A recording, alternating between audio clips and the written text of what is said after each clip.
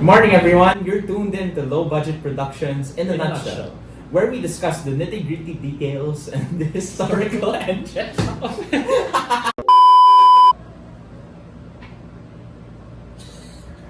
Listen. You can just cut it. Sige. Let's want to start here. Sige, continue na. Okay, so oh no, we're gonna have to cut. Sige. We're gonna have to cut. You want to just use one laptop? Good morning, everyone. You're tuned in to Low Budget Productions in a nutshell, where we discuss the nitty-gritty details and the historical entrails of Philippine society.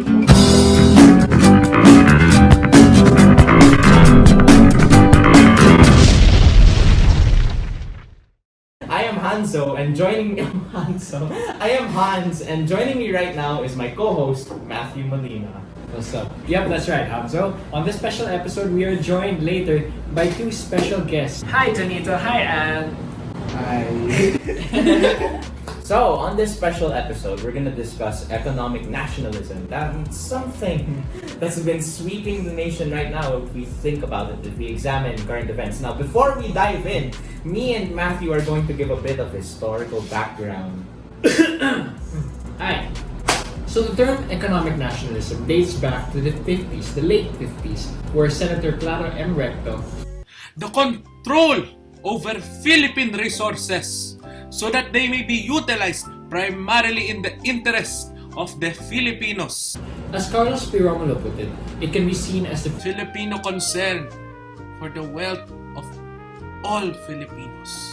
Now, this may seem like an issue that arose only after World War II, but it actually existed prior to the war. Yep, that's right. During the American occupation prior to World War II, our economy was greatly supported by trade with other countries, especially the US. However, there was a desire to rely less on imports and boost industrialization. These sentiments led to how the 1935 Constitution under the Commonwealth period was framed, which sought economic independence and control by Filipinos alone. After World War II, we saw an immense economic boost, which was ironically founded on the support of the United States. Through reparation payments from the United States, plus the continuation of free trade between the two countries through the Belt Trade Act of 1946, the Philippines' potential for economic growth was favorable compared to most of our neighbors. We see the nationalism that developed during World War II paved the way for economic nationalism to flourish during the late 50s and the early 60s, which Carlos P. Romulo describes as An era of substantial nationalism. for the Philippine economy. Because we relied so much on free trade with the Americans and other foreign countries to the point that the Philippine economy even depended on it solely, people like Senator Recto and Carlos P. Garcia, 6th President of the Philippines, saw it fit for Filipinos to take full control of the economy through legislation. And that's why laws such as the Retail Trade Nationalization Act of 1954 under President Elpidio Quirino saw a growing rise in post-war economic nationalism within the Philippine government.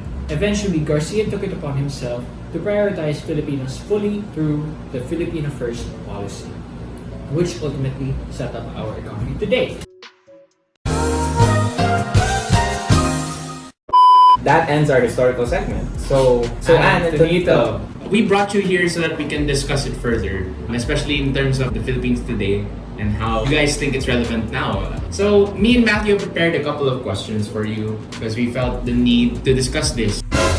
Now that we've talked about economic nationalism, how much do you think it's helped the country? So, economic nationalism helped our country give a start. At first, we were being supported by the Americans to handle our country. Then with economic nationalism, we were able to manage our own country without the help of the Americans. So yes, economic nationalism helped our country. Do you think it also helped develop nationhood, especially the Filipino identity? Not really, because taking into account nationhood as a whole, nationalism did help foster national ideals and outlooks on the Filipino identity. However, when I think of economic nationalism, it really does not add up because if we compare our economy today with our economy during the 60s or even before, we can see that our economy now is still more or less the same, underdeveloped and still growing. It helped foster economic ideals, but until now, problems still remain unaddressed. Well, if you were to discuss problems, how do you think is the economy of the Philippines now faring today? Firstly, analyzing the national economy is complex because there are so many factors that come into play, but there are still people below the poverty line. There are also limited job opportunities for people to increase their income and all that. That will eventually improve the economy. And there's unemployment, poverty, and all of that. You know, just knowing all of that, that's pretty strange, don't you think? I mean, we did discuss that economic nationalism helped the economy flourish during the 60s. We did discuss that. Why do you think there are still problems despite economic nationalism? Okay, so post-war, we had so much potential. We could have been more than what we are today. We lost this potential due to corruption. The Philippines lost an abundant money during the Marcos regime. We were in debt of $26.7 billion. That led to the downfall of our economy. And ever since, our economy has still been underperforming, and we should do something about it if we want to become a better country. Knowing these problems, now that globalization is happening, how can that affect economic nationalism?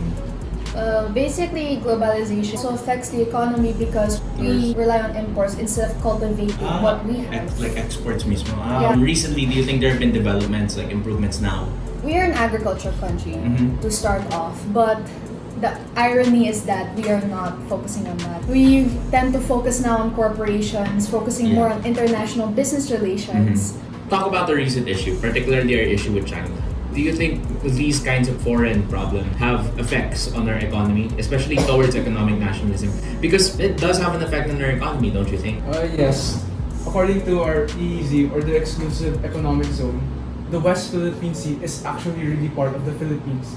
So we have every right to claim it. Even the United Nations said that the Philippines have arbitral ruling of the West Philippine Sea. So we should be able to use these islands for the betterment of our country and not just give it away to others. Let's move on to local issues. Is the rice? We've had several problems with rice shortages. We import rice, right? But do you think importing rice is really a solution for the betterment of our economy? So importing rice shouldn't be the solution to fixing the problem of shortage of rice in the Philippines. Philippines is an agricultural country, and that means we are known for farming and such. We should focus more on how to fix the rice shortage through the development of our own farms. We shouldn't rely heavily on other countries because we are not making our economy any better but theirs. This problem occurred even in the 60s, so this problem is something we really need to fix.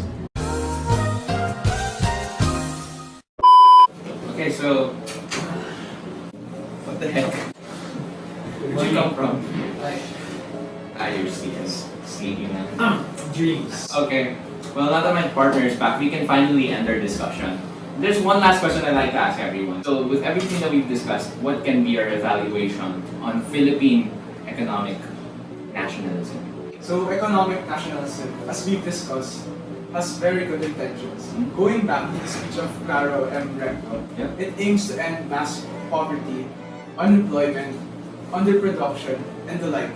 However, none of these problems have been eliminated and still permanent within society today. So if you were to ask us, really, the objectives of economic nationalism means revisions.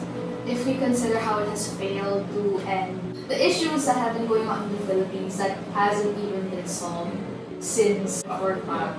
Yeah. True, but we do have to give credit for the importance shed on freeing ourselves from being an overly dependent nation on the US. And I do think it is great that even towards the economy, Filipinos took note of the American hegemony. Okay?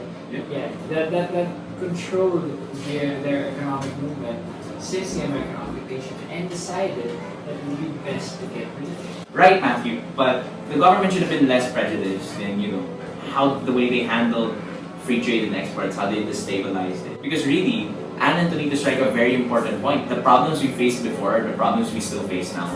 And Tonito even cited China, a foreign power, the same way America controlled our economy, the same way China is doing to ours now by taking part of our territory back. That's economically tied with our nation. So yeah, they strike an important point. Economic nationalism is a double-edged sword. Well, thank you, Anne Tonito, for joining us on a special episode of Low Budget Productions in a nutshell. That was a very juicy discussion we had. That's right, that's right. And that's a wrap. Yeah, let's conclude here. Please be sure to check out Alan and Tanita's podcast as they remark Philippine economy today. Tune in with us next time as we dream on throughout history. Yeah! Bye!